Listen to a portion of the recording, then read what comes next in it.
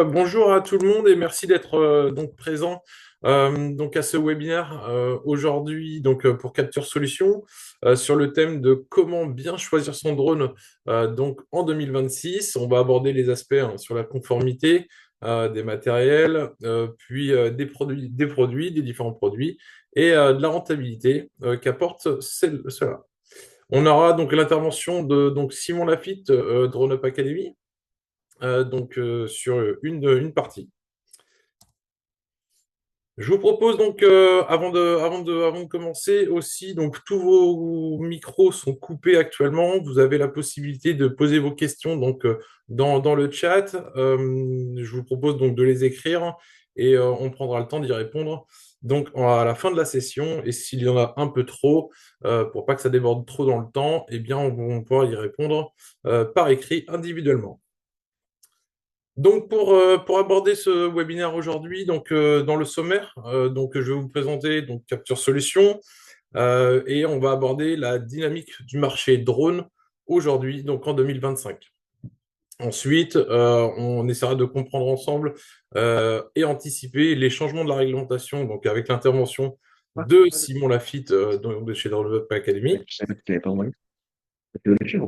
Et ensuite, on aura comment DJI, eux, se sont adaptés à cette nouvelle réglementation européenne, avec différents accessoires posés dessus.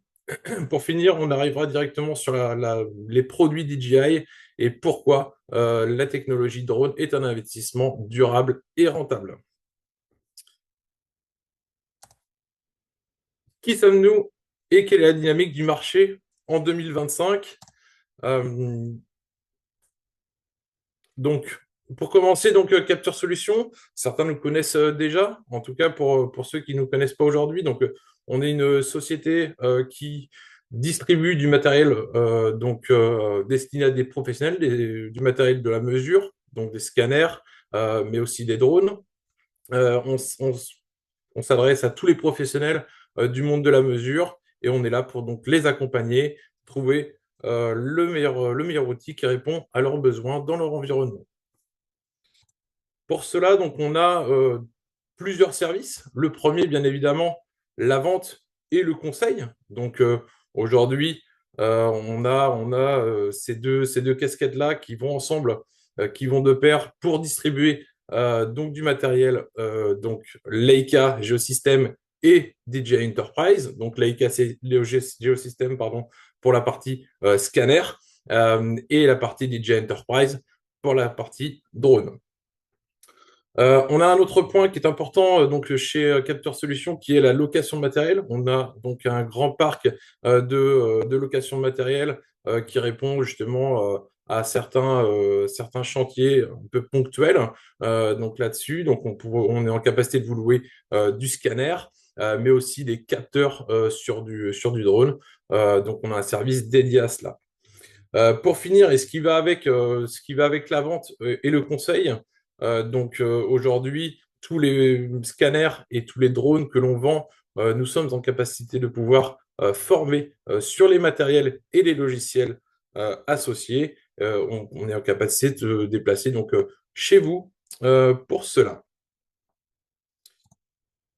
On a une diversification de secteurs d'activité. Aujourd'hui, Capture Solutions touche un grand nombre de domaines, notamment dans le bâtiment et la construction, bien entendu. C'est un peu le premier sujet, mais aujourd'hui, on voit de plus en plus de sujets dans l'industrie, dans l'immobilier, dans l'accidentologie. On l'a vu encore récemment, d'ailleurs, avec quelques clients.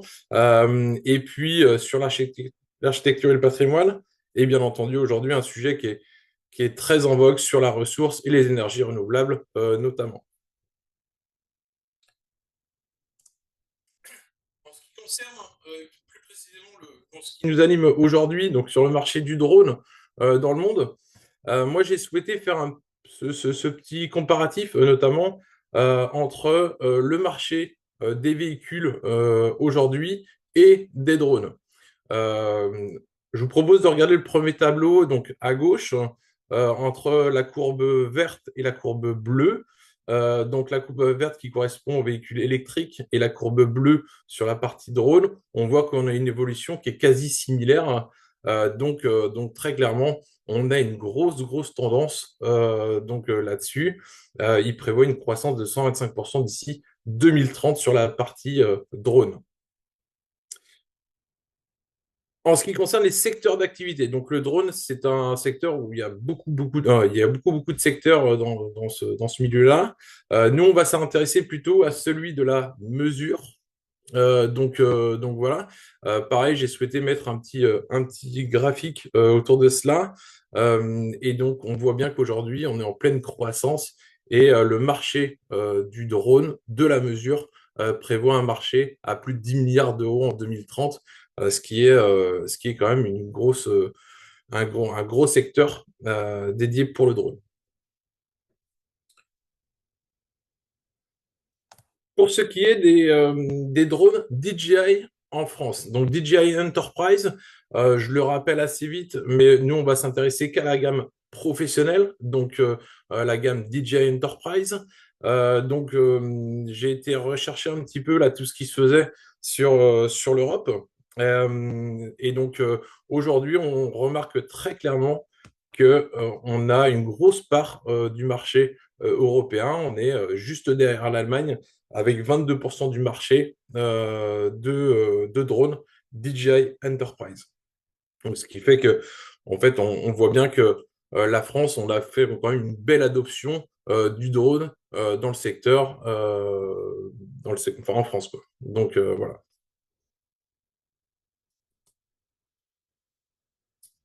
Je vais directement passer la main à Simon Lafitte qui va maintenant vous présenter les changements majeurs qu'il va y avoir en 2026 avec cette réglementation européenne aérienne.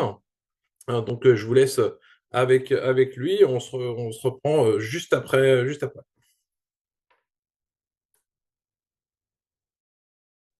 Donc, bonjour à mon assistant. Je travaille pour Dornet Academy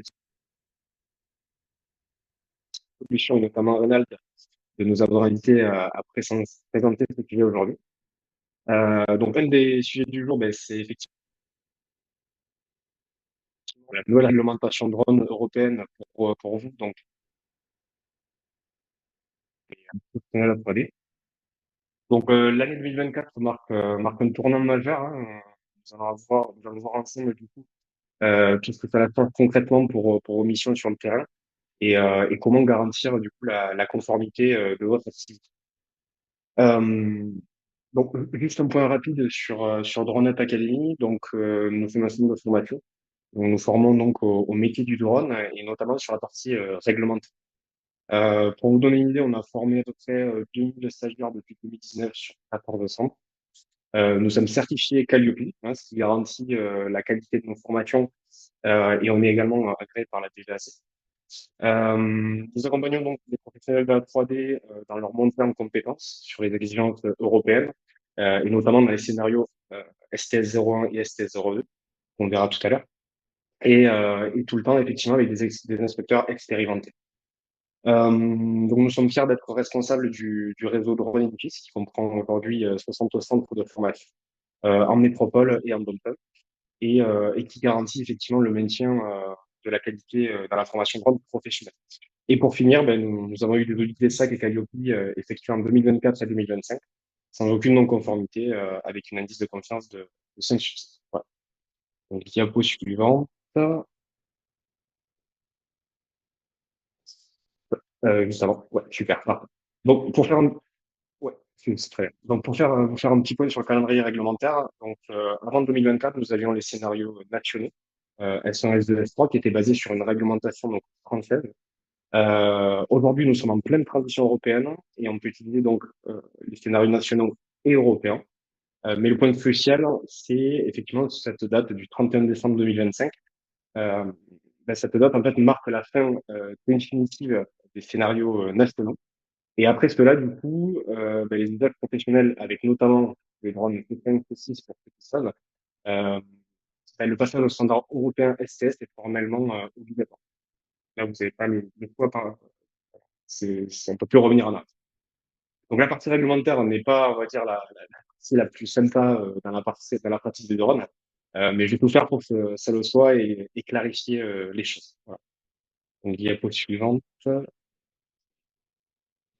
Donc la réglementation européenne donc structure des opérations en trois catégories distinctes selon le niveau de risque. Donc dans un premier temps, vous avez donc la catégorie ouverte qui est destinée aux loisirs et aux usages simples et par définition les vols à faible risque. Euh, donc à ce jour, on peut évoluer en zone non peuplée. Elle est limitée à 100 mètres de hauteur et elle va imposer au minimum l'enregistrement de l'exploitant sur Alpha Tango.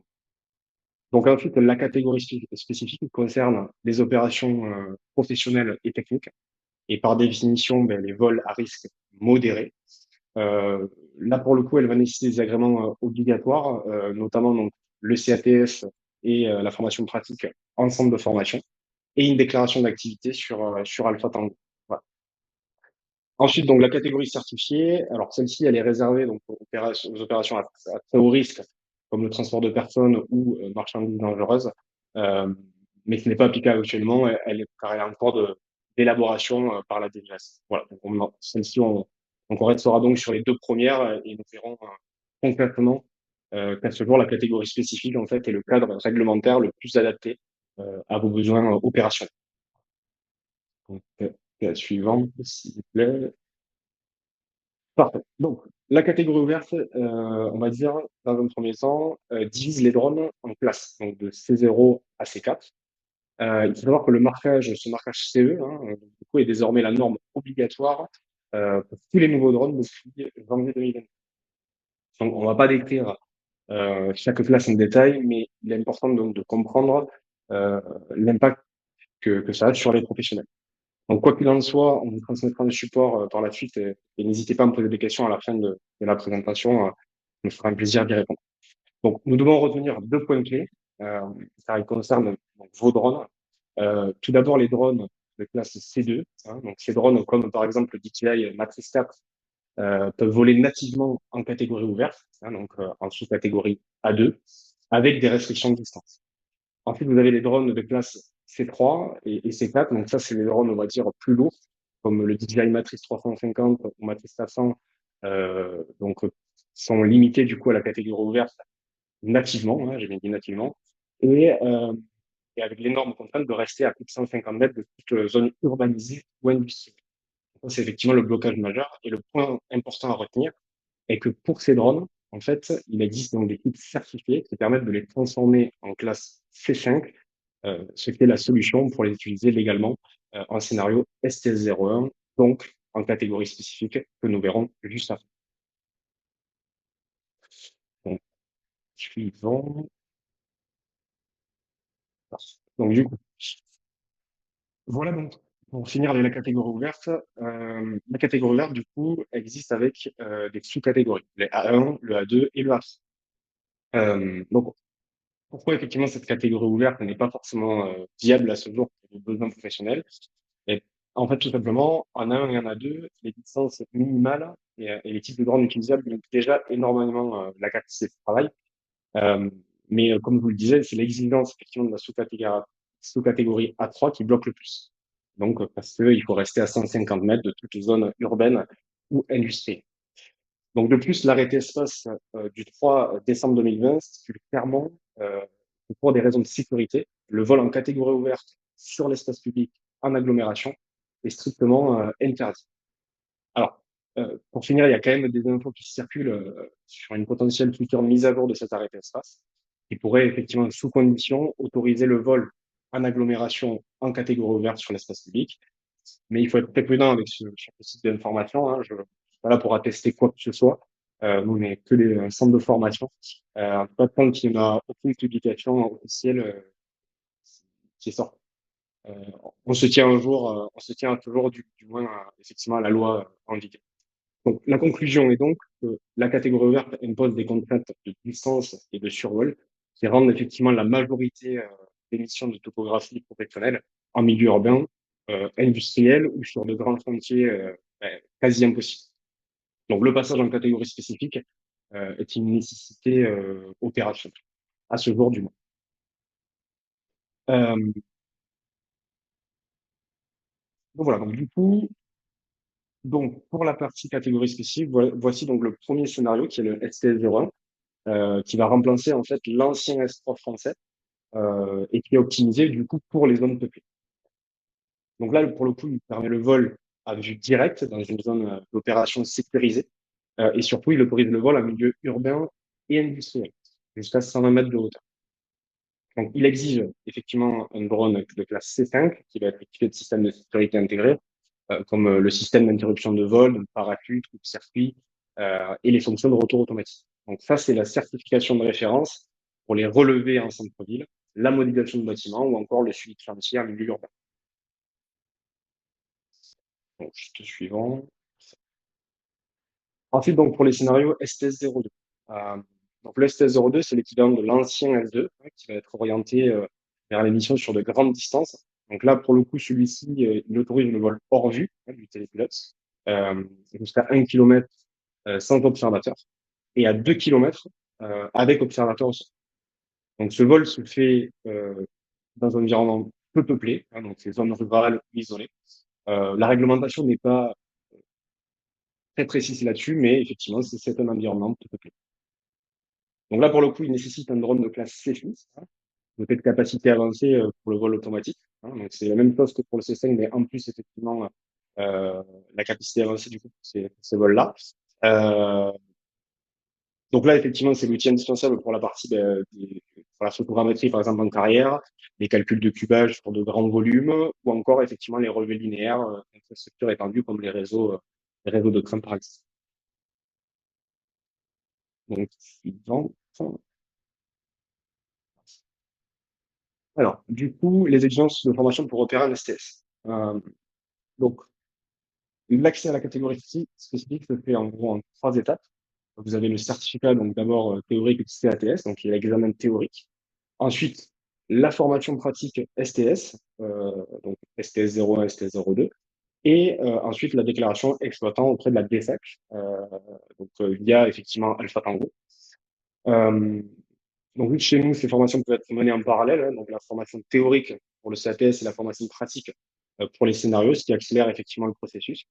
Euh, et effectivement, il faut savoir que nous, nos formations peuvent être financées par le CPF et tous les OPCO d'entreprise.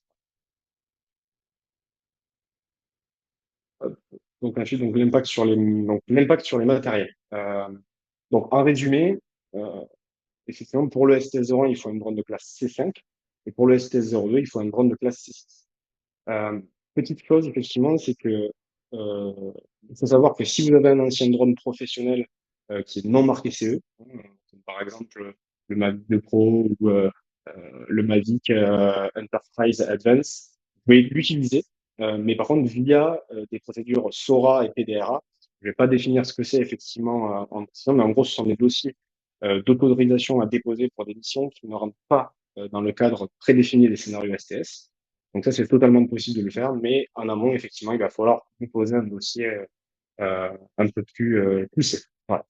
Euh, voilà. En tout cas, c'est effectivement ces procédures sont complexes et nous recommandons fortement, quoi qu'il arrive, si vous le pouvez, bien évidemment, le passage à un drone certifié C5 ou C6 pour simplifier les démarches administratives. Donc ensuite, parfait. Du coup, donc là, pour le coup, les démarches pratiques, comment opérer en STS? Euh, donc, voici le flux, effectivement, résumé en 6 étapes hein, pour être un exploitant STS en règle. Euh, donc, d'abord, je vous conseille de vous déclarer en tant qu'exploitant. Hein, voilà. Dans un second temps, euh, effectivement, se former en centre de formation, le Run Up Academy, par exemple. Après, du coup, faire sa déclaration d'activité également sur Alpha Tango, hein, comme pour déclaration d'exploitant. Euh, Créer et maintenir son annexe à jour, hein, qui est, on va dire, le tableau de bord du télépilote. Et bien évidemment, mener à bien vos missions en respectant les zones réglementées.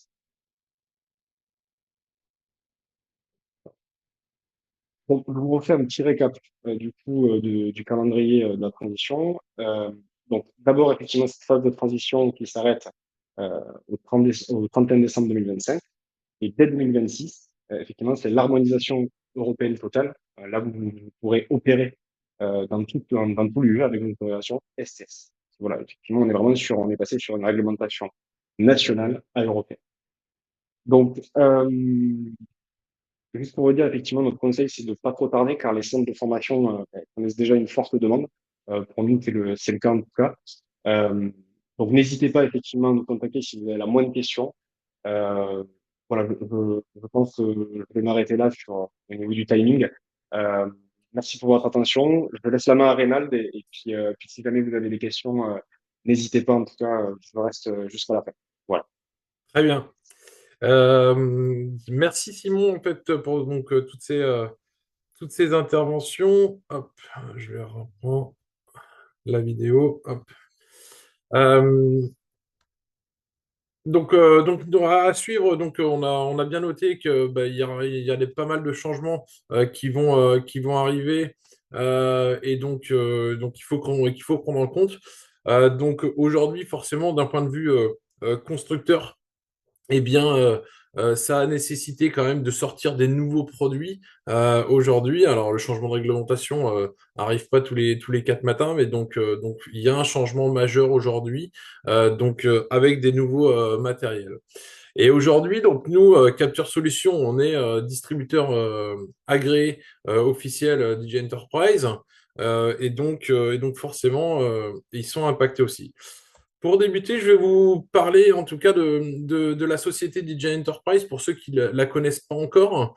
Très clairement, aujourd'hui, on peut affirmer que DJI Enterprise est le leader mondial du drone.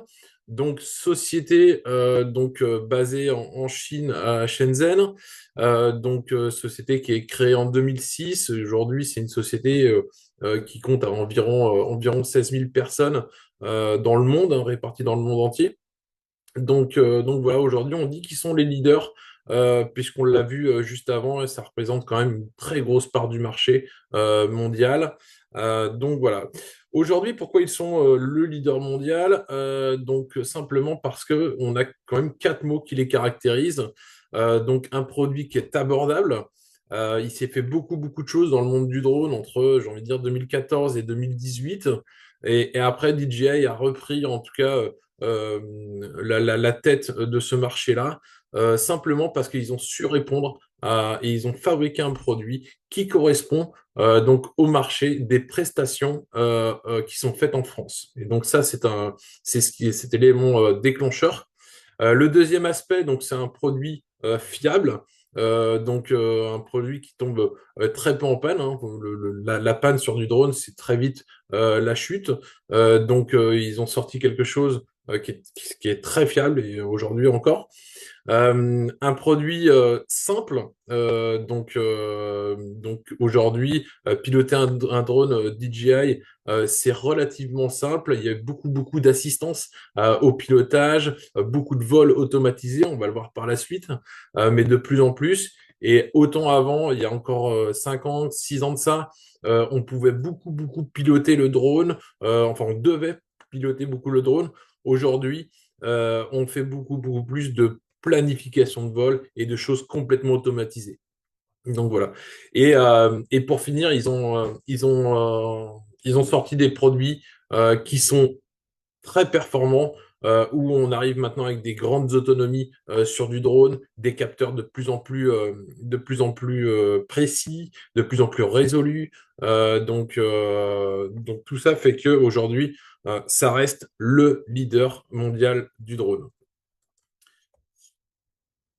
Pour continuer, donc pour la gamme DJI Enterprise, donc c'est la gamme vraiment sur laquelle on va se concentrer aujourd'hui chez DJI. Donc ça caractérise donc ces produits-là principalement, même s'il en existe un autre que j'ai pas marqué dessus. On va se concentrer sur donc le Matrice 4E, le Matrice 4T pour thermal et le DJI Matrice 400 qui est le dernier gros porteur qui est sorti. Donc, si je m'intéresse simplement aux matrices 4E, matrice 4 Enterprise, on vient de parler des drones de classe juste avant avec Simon. Sachez que sur les drones matrice 4E, ils sont nativement en catégorie C2. et on peut les passer en catégorie C5 à la condition de pouvoir y intégrer un parachute et un coupe-circuit. Forcément, Capture Solutions, on est là aussi pour répondre à ces exigences-là, et donc on est en capacité de vous fournir ces kits, ce qu'on appelle FTS, donc pour parachute et coupe-circuit sur ces drones-là. Donc le Matrice 4E, lui, on va le voir par la suite plus en détail, mais principalement pour une application photogrammétrique et inspection visuelle. Voilà.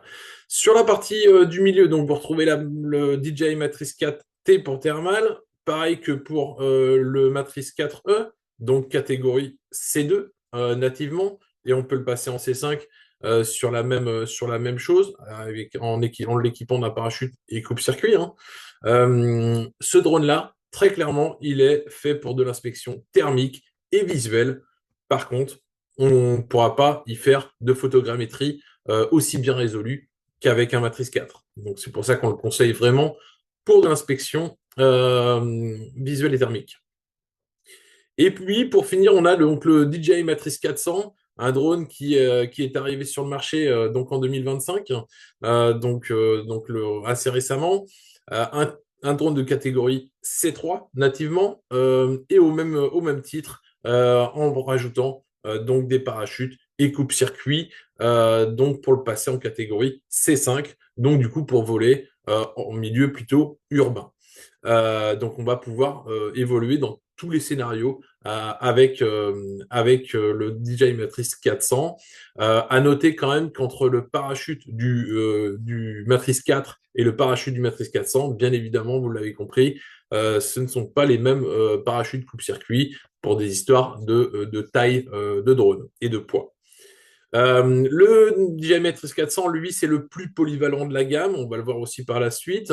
Mais c'est un drone qui est en capacité d'emporter différents capteurs, comme du lidar, de la photogrammétrie, mais aussi de l'inspection thermique et de l'inspection visuelle. Je note simplement ces trois capteurs, mais bien évidemment, on peut en mettre beaucoup plus, comme des kits de pulvérisation pour du nettoyage de toiture, des haut-parleurs, des projecteurs. On peut y rajouter beaucoup d'autres accessoires que je n'ai pas notés dans cette présentation.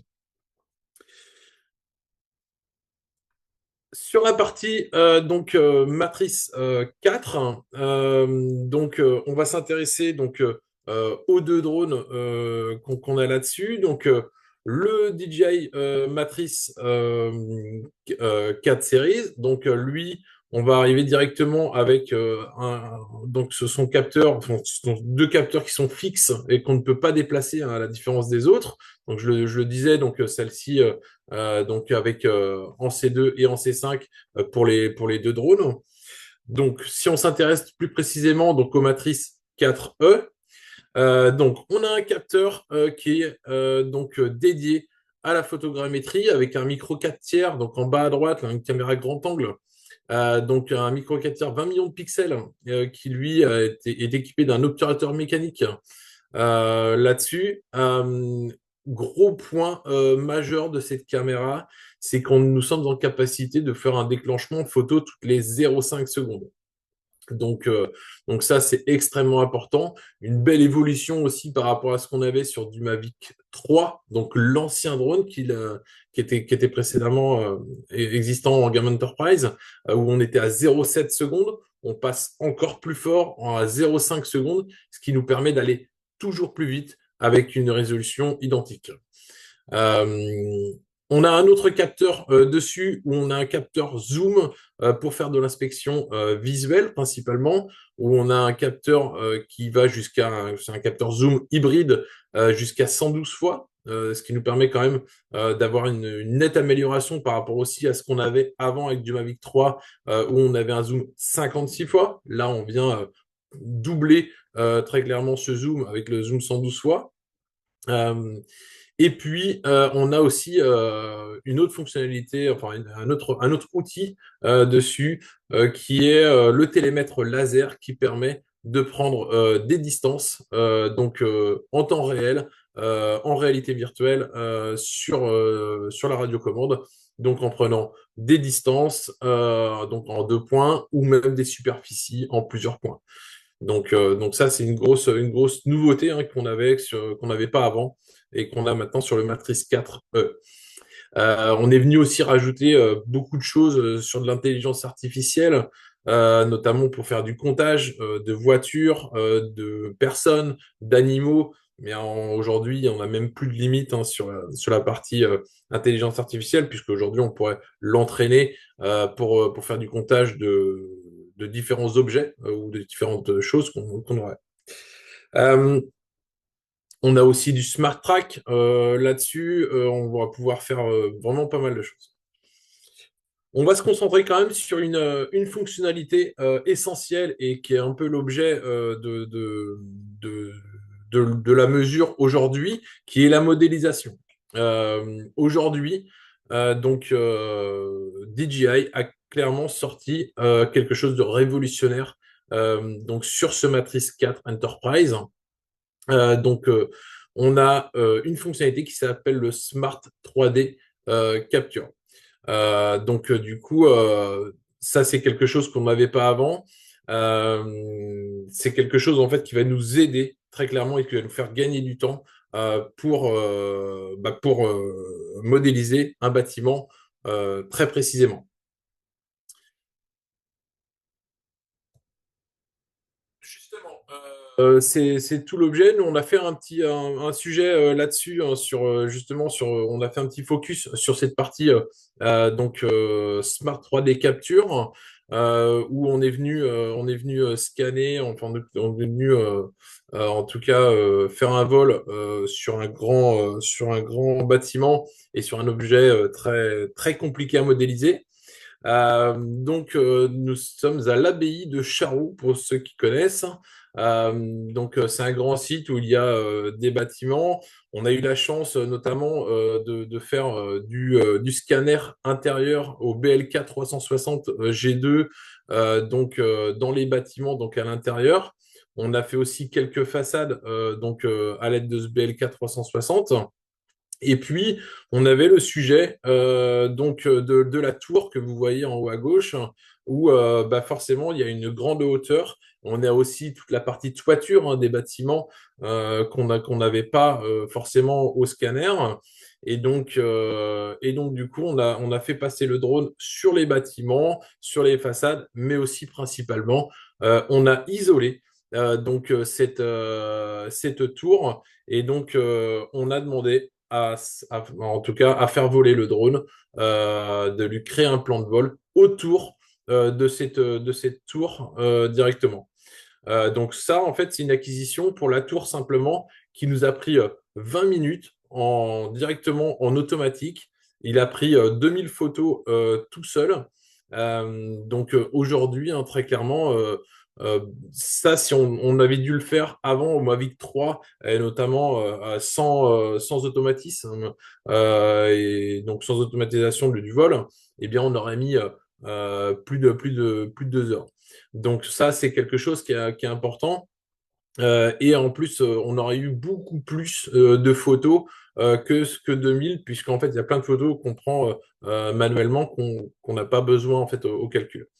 Donc ça, c'est quelque chose qui est important.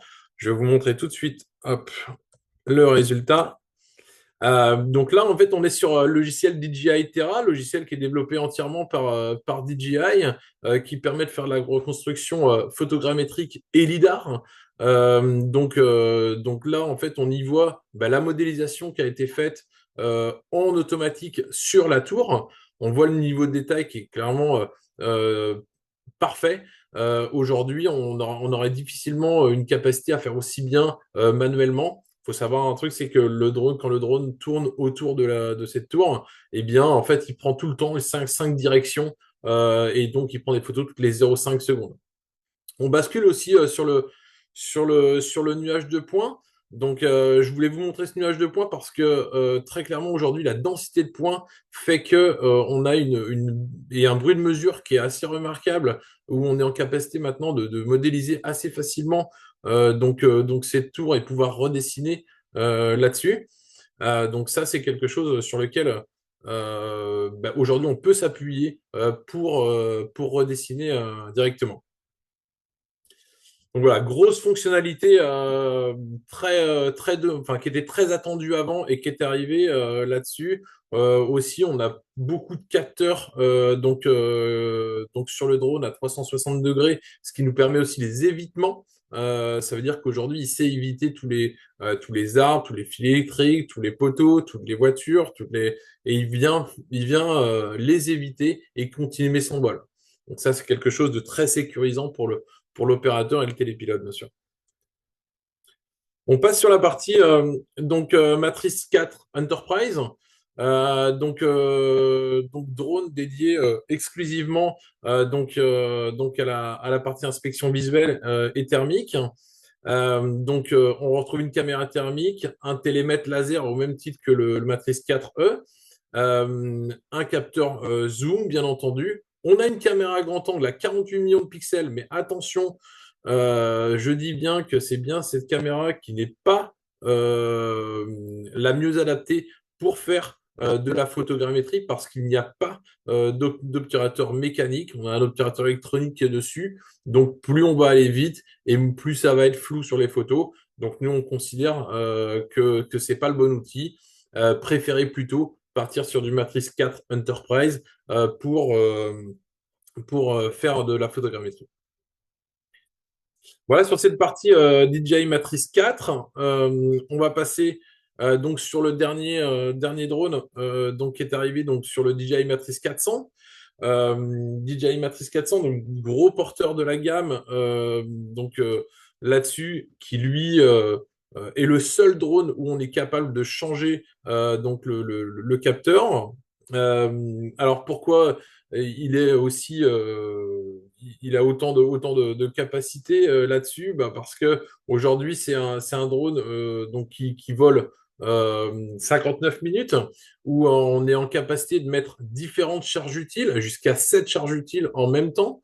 Donc ça, c'est quelque chose d'important. Et puis, il y a beaucoup de détections intelligentes là-dessus, comme on peut faire aussi du décollage depuis un navire. Donc ça, c'est quelque chose qui était pas possible avant. Aujourd'hui, c'est très possible. Et on a une grosse fonctionnalité qui est différente du Matrice 350. Très clairement, c'est sur le côté fiabilité et détection justement d'obstacles. Donc ça, aujourd'hui, en fait, il y a un petit lidar à rotation horizontale qui est positionné donc en partie supérieure du drone. Donc ce lidar, lui, c'est un radar à ondes millimétriques avec 6 directions, donc en couleur en version fisheye. C'est ce lidar, en fait, il a une grosse fonctionnalité, c'est de pouvoir faire beaucoup de détection fine. Ça veut dire qu'aujourd'hui, avant, on avait sur le Matrice 350, eh bien, on n'avait pas ce petit lidar et notamment tout ce qui était arbres, branches d'arbres et fils électriques, eh bien, ils ne pouvaient pas les détecter. Aujourd'hui, avec le Matrice 400, c'est quelque chose sur lequel on est en capacité de tout voir et détecter, soit pour freiner, soit d'éviter, soit de changer sa direction directement. Donc ça, c'est la grosse révolution du Matrice 400 en dehors de la classe C3 et C5 qu'on n'avait pas avant. Sur le capteur, donc j'ai pas noté tous les capteurs là-dessus, mais on s'est focusé quand même sur le dernier capteur qui est sorti, lui, le 4 novembre, qui est le Zenuse L3. Donc le dernier capteur, donc un capteur LiDAR. Aujourd'hui, ce lidar-là, c'est un lidar qui a une capacité d'avoir 16 retours, là où sur le Zenuse L3, on avait 5 retours. Donc là, on a 16 retours, donc 16 niveaux d'information possibles, 16 couches. Je vous rappelle le principe du lidar en grande ligne, c'est de pouvoir, entre guillemets, faire ce que ne peut pas faire la photogrammétrie, à savoir si vous passez au-dessus d'un arbre, eh bien en photogrammétrie, vous allez voir le dessus de l'arbre, alors qu'en lidar, il a la capacité à passer à travers la végétation et d'aller pouvoir toucher le terrain naturel pour sortir un MNT, donc un modèle numérique de terrain. Donc, plus on a de retour et plus on a une meilleure pénétration à la végétation. Donc ça, c'est quelque chose d'intéressant. Donc, c'est un capteur qui envoie 2 millions de points par seconde, donc à différentes fréquences, bien sûr. À cela, il est couplé avec deux capteurs micro 4 tiers 100 millions de pixels, qui sont capables de cadencer toutes les 1 seconde. Ces capteurs 100 millions de pixels sont aussi capables d'être un petit peu dégradés pour gagner justement en intervalle photo. Ça veut dire qu'on peut les mettre en 25 millions de pixels et donc là du coup on peut faire du déclenchement toutes les 0,5 secondes. Mais sinon, on peut les garder en 100 millions de pixels en déclenchement toutes les 1 seconde. Ces deux caméras ont deux fonctionnalités. La première, c'est de venir coloriser donc le nuage de points LIDAR. Ça, c'est la première chose. Et puis, la deuxième, c'est de pouvoir se dire qu'avec la ZenMuse L3, eh bien, on est en capacité de faire de la photogrammétrie, mais sans LIDAR. Donc ça, c'est possible. C'est quelque chose qui est très utilisé aussi. Gros avantage qu'on avait déjà sur la L2, mais qu'on retrouve sur la L3 et qui est très appréciable de tous nos utilisateurs. Le nuage de points en temps réel sur la radiocommande. Aujourd'hui, lorsque vous utilisez la ZenMuse L3, eh bien, vous pouvez voir à l'avancement du vol la création du nuage de points. Donc ça, c'est quelque chose de très important et qui est chez la concurrence quelque chose qui coûte très cher. La L3, DJI a carrément intégré cette fonctionnalité de base au même tarif. Pour finir sur la partie matérielle, on a aussi un drone où d'ailleurs ce drone-là ne nécessite pas d'être télépilote. On parle du DJI Dog 3. Le principe de ce drone-là est d'avoir un drone posé sur un bâtiment notamment et de pouvoir faire des vols à répétition, à distance via le logiciel Flight Hub. Euh, on est en capacité de prévoir des vols, de planifier des vols sans problème et que le drone soit complètement autonome. Il décolle de sa boîte, la boîte s'ouvre, le drone décolle, il fait son vol, il ratterrit, il vient se charger tout seul et on est en capacité de récupérer toutes les données à distance dans le monde entier. Donc ça, c'est quelque chose qui est très qui est très en vogue. Ça ne s'adapte pas partout. Il y a des dossiers aussi administratifs liés à cela. Mais en tout cas, c'est quelque chose qui peut être utilisé dans pas mal de domaines aujourd'hui. Pour finir, on vient de le voir. Le drone, c'est un outil qui est adaptable à plein de situations. Aujourd'hui, on sait utiliser du drone pour de la modélisation, du milieu forestier avec du lidar, du matrice 4 thermal pour faire du relevé de panneaux solaires, photovoltaïques, éoliennes, mais aussi de la surveillance, notamment avec du Matrice 4T, mais aussi du DJI Dog 3. Donc ça, c'est aujourd'hui, le drone est un outil quand même qui est pluridisciplinaire là-dessus. Et DJI a sorti quand même des outils qui sont performants et qui rendent des données exhaustives, très sécurisante parce que forcément, on est souvent à l'extérieur des projets lorsqu'on vient faire ces acquisitions et c'est diversifiant pour vos activités, bien entendu, puisqu'on vient de le voir avec entre du bâtiment, du milieu forestier, du photovoltaïque et de la surveillance et bien d'autres. Hein, j'en oublie plein d'autres. Je parlais tout à l'heure de nettoyage de toiture, donc pulvérisation, mais il existe plein d'autres éléments. On va s'arrêter là en tout cas. Merci pour votre participation donc pour ce webinaire aujourd'hui, donc pour Capture Solutions. Et on vous dit à très vite. Merci.